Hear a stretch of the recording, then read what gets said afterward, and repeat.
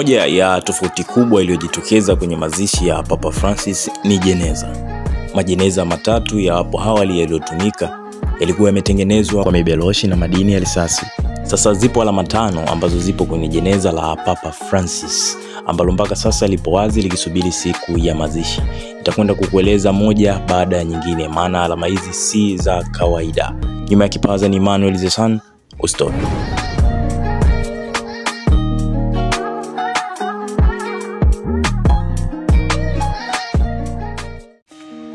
Tukianza na vazi jekundu. Hili ni vazi la kiliturujia linalowakilisha huruma na upendo. Pia huwakilisha damu ya Yesu iliyomwagika msalabani. Sasa juu ya vazi jekundu kuna kitambaa cheupe ambacho kimenakshiwa kwa alama za misalaba zilizotengenezwa kwa rangi nyeusi.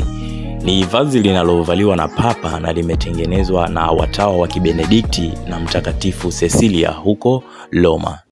Juu ya pallium pia kuna kipande cha dhahabu ambacho kinawakilisha misumari ya Yesu Kristo, kipande ambacho pia hujumuishwa katika mazishi ya Papa. Kichwani nako amevalia kofia nyeupe ambayo imenakshiwa na michirizi ya dhahabu. Ni vazi refu, gumu na pia huvaliwa na Papa katika hafla kuu.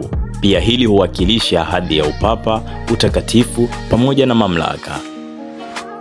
Pia kidoleni Papa amevaa kipande cha fedha, yani ni pete iliyotengenezwa kwa madini ya fedha. Hii Papa alikuwa akivaa tangia alipokuwa askofu wa Buenos Aires, na mabaki hayo yatatumika kutengeneza pete tena kwa Papa wa awamu inayofuata.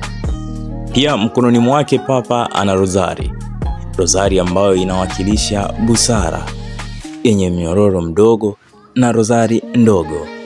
Labda nikukumbushe tu, nyuma ya kipaza ni Emmanuel The Sun, unaweza kaniita Doctor.